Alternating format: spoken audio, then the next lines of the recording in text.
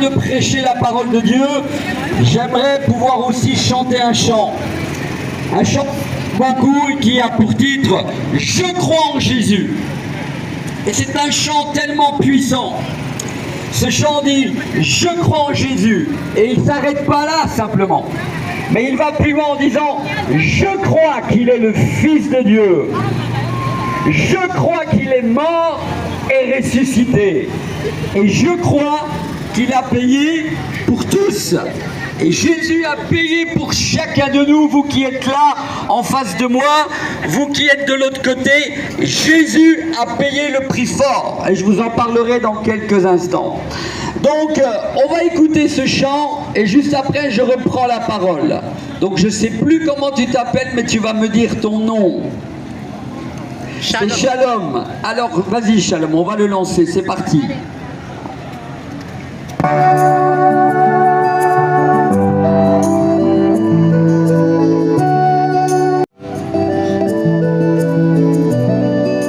Alors monte-le encore un peu là. C'est bon.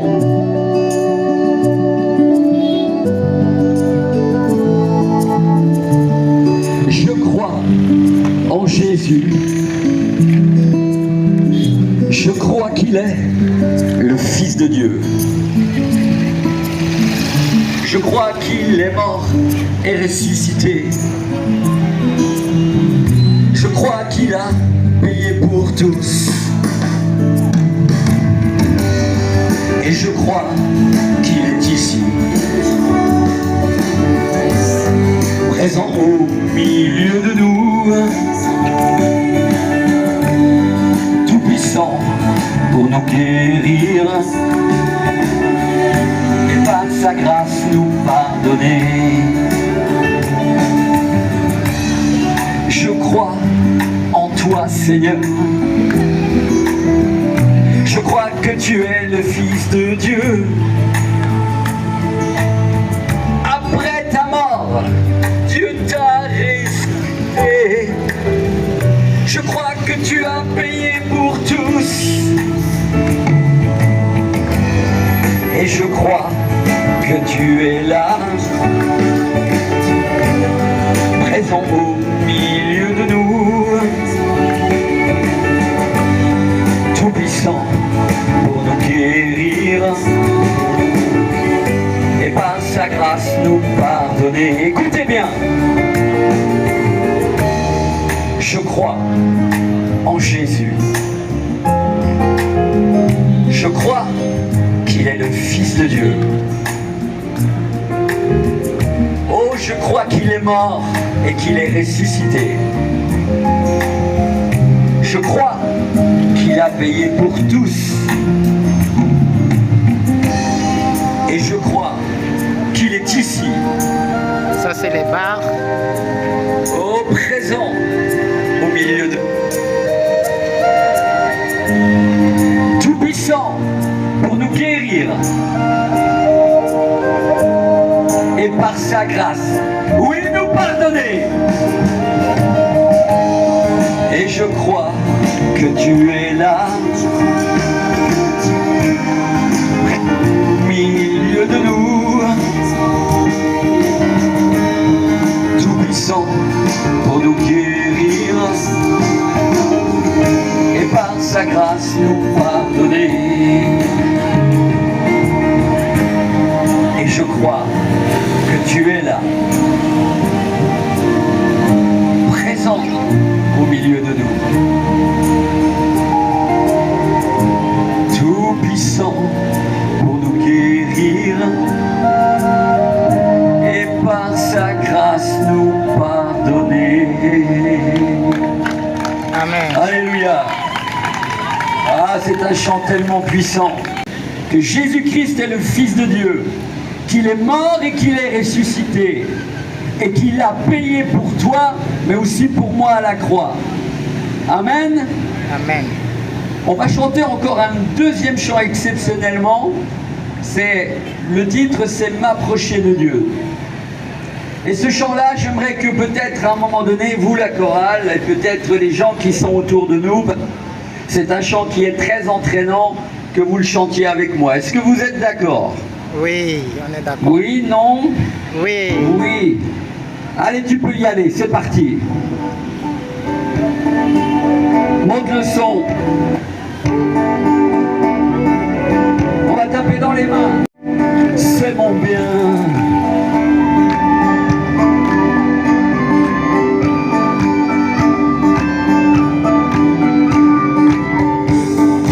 Salam.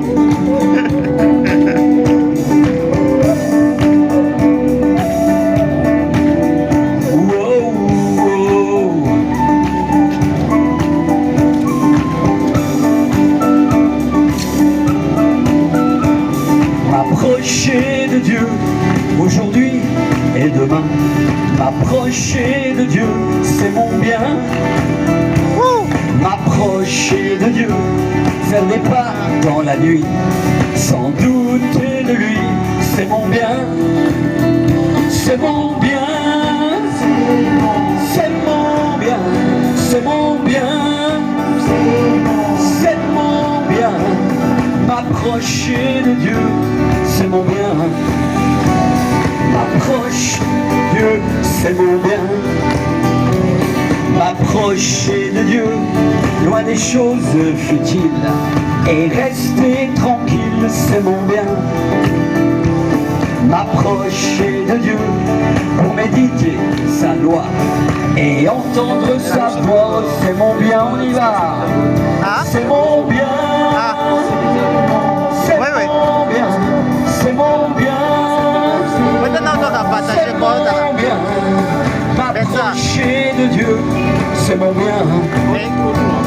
M'approcher de Dieu, c'est mon bien. On y va. C'est mon bien. C'est mon bien. C'est mon bien.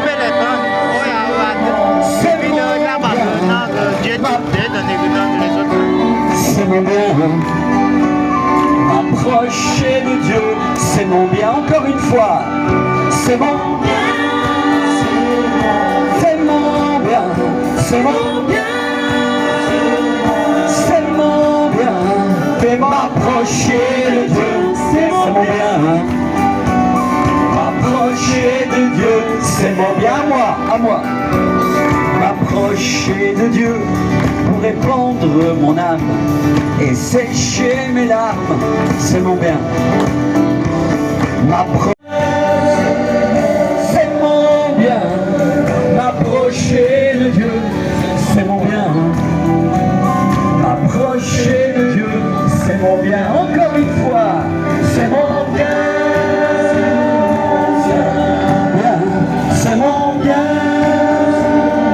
C'est mon bien. M'approcher de Dieu, c'est mon bien. M'approcher de Dieu, c'est mon bien. Encore une fois, c'est mon bien. C'est mon bien. C'est mon bien. C'est mon bien. M'approcher de Dieu, c'est mon bien. M'approcher de Dieu, c'est mon bien. On va terminer. M'approcher de Dieu, c'est mon bien. Amen. Il y a une femme que j'aime beaucoup et qui s'appelle la femme samaritaine. Et voilà un petit peu une partie de son histoire. Il dit ceci. Donc c'est l'évangile de Jean chapitre 4 et à partir du verset 4 pour ceux qui ont une Bible. Il dit ceci. Comme il fallait qu'il passait par la Samarie, il arriva dans une ville de Samarie nommée Sichar, près du champ de Jacob. Que moi cette eau, afin que je n'ai plus soif et que je ne vienne plus puiser de l'eau ici. Donc voilà l'histoire en quelques phrases de cette femme qu'on appelle la Samaritaine. Cette femme était elle habitait en Samarie au temps de Jésus et finalement les Samaritains, la Bible nous dit que les Samaritains n'avaient pas de relation avec les Juifs. Mais voilà que Jésus passe en Samarie et s'arrête au bord d'un puits. Et la Bible nous dit que c'était la 6e heure du jour. 6e heure, ça veut dire que c'était... Jésus est venu là parce qu'il avait un rendez-vous avec cette femme que tout le monde rejetait. Cette femme qui venait finalement à midi. Pourquoi elle venait à midi? On ne va pas chercher de l'eau dans un puits à midi, parce qu'il fait très très chaud, mais on y va plutôt tôt le matin. Mais cette femme venait à midi parce qu'elle ne voulait pas qu'on la regarde, elle ne voulait pas qu'on la voie. Parce que cette femme venait chercher de l'eau depuis des années dans ce puits, parce que c'était une femme que les gens rejetaient. C'était une femme, on va dire, de mauvaise vie. Mais je vais vous dire une chose, Jésus n'a jamais rejeté qui que ce soit, et surtout pas les gens qui vivent une vie qui n'est pas selon le monde. Et bien des gens sont venus à Jésus, des prostituées ou des hommes que le monde rejetait, comme aussi par exemple Bartimée qui était assis au bord du chemin alors que les gens le rejetaient. Jésus, lui, s'est arrêté au bord de sa route, s'est arrêté au bord de sa misère. Eh bien, cette femme samaritaine, c'était la même chose. Jésus savait que cette femme venait puiser de l'eau tous les jours à cette heure-là, parce qu'il savait que cette femme était une pécheresse. Et il savait que cette femme était rejetée en Samarie, parce que cette femme-là avait une vie qui n'était pas agréable à Dieu. Et Jésus, à un moment donné, lorsqu'il va dialoguer avec cette femme, il va lui dire, mais va chercher ton mari. Et cette femme va finalement s'ouvrir à Jésus en lui disant, mais je n'ai pas de mari. Et Jésus lui dira, oui, tu as eu raison de dire que tu n'as pas de mari, parce que actuellement, celui qui est avec toi, tu as eu 5 maris en fait, et celui qui est avec toi maintenant n'est pas ton mari. Et cette femme, en voyant que Jésus dévoilait sa vie, elle pensait qu'éventuellement Jésus allait la juger, mais Jésus ne l'a pas jugée, mes amis. Jésus ne juge personne, au contraire, Jésus est celui qui a plein de compassion. Jésus est celui qui vient chercher les perdus. Jésus est celui qui vient chercher ceux que la société rejette. Et les gens rejetaient bien sûr à l'époque, à plus forte raison, celles qui commettaient l'adultère, parce que la loi les condamnait. La loi condamnait les femmes qui trompaient leur mari à coups de pierre.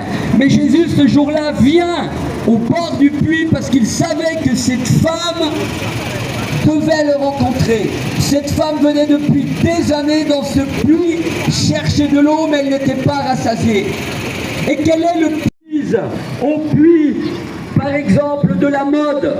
Il y a des femmes aujourd'hui qui sont toujours bien habillées, dernier cri, la mode. Tout ce qui sort de nouveau, les sacs, les robes, elles vont vite en acheter. Et finalement, ces femmes-là croient, ou ces jeunes croient que c'est le fait de bien s'habiller et d'être habillées le dernier cri qui va les rendre heureuses. Mais finalement, tu as beau avoir le dernier sac avec marqué Yves Rocher, tu as beau avoir une belle robe, si c'est ce puits-là auquel tu puises, ça ne te rendra pas heureux. Il y a d'autres gens qui puisent dans le sport, c'est le puits du sport. Et il y a des gens qui tous les jours s'entraînent parce que leur corps leur demande de s'entraîner. Et ils vont puiser dans le puits tous les jours du sport. Et ils font des kilomètres et des kilomètres. Et ils se battent tous les jours pour devenir le meilleur dans le sprint, dans le football, ou que sais-je encore, en tant que dans le handball. Mais finalement, en puisant dans ce puits du sport, est-ce que vraiment tu es heureux? Est-ce que vraiment tu es heureuse? Parce qu'il y a aussi des femmes qui sont des sportives incroyables, mais qui puisent de plus en plus toujours dans le sport, à un point que finalement les gens sont fatigués, abîmés, et ils se droguent même pour essayer d'être le meilleur au sprint, pour essayer d'être le meilleur en course. Mais est-ce que quand tu puises dans ce puits du sport, tu es heureux, tu es heureuse? Et puis, je pourrais en dire comme ça, tellement. Et il y a aussi un autre puits où les gens puisent beaucoup, et particulièrement en Afrique. Les gens vont puiser dans le puits où ils vont dans l'occultisme. Les gens vont voir le sorcier. Les gens vont voir la sorcière lorsqu'ils sont malades. Les gens vont faire de la magie noire, de la magie blanche, et ils vont creuser dans ce puits où ils croient qu'ils vont être désaltérés, où ils croient que ça va leur enlever de la soif. Mais je vais te dire une chose, plus tu vas dans le puits de l'occultisme, plus tu vas dans le puits de la sorcellerie, plus le diable a un droit sur ta vie, et plus tu t'enfonces. Et plus le diable va te faire tomber plus bas que terre. Et finalement les gens, tu te rends pas compte, mais en allant dans ce puits puiser parce que tu veux savoir l'avenir, parce que tu veux entendre si la sorcière ou si la magie noire ou la magie blanche le sorcier va peut-être te prédire que tu vas avoir beaucoup d'argent, que tu vas avoir une belle maison, mais en puisant dans ces puits-là, ça ne t'apporte pas le bonheur. Bien au contraire, ce sont des puits qui nous tirent vers le bas.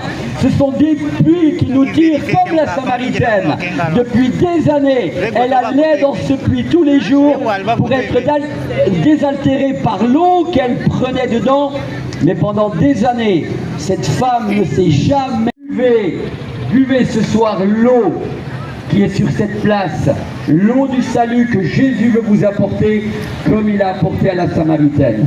Je vous invite, vous qui êtes autour de moi ici, si vous ne connaissez pas le Seigneur, je vais faire un appel dans quelques instants.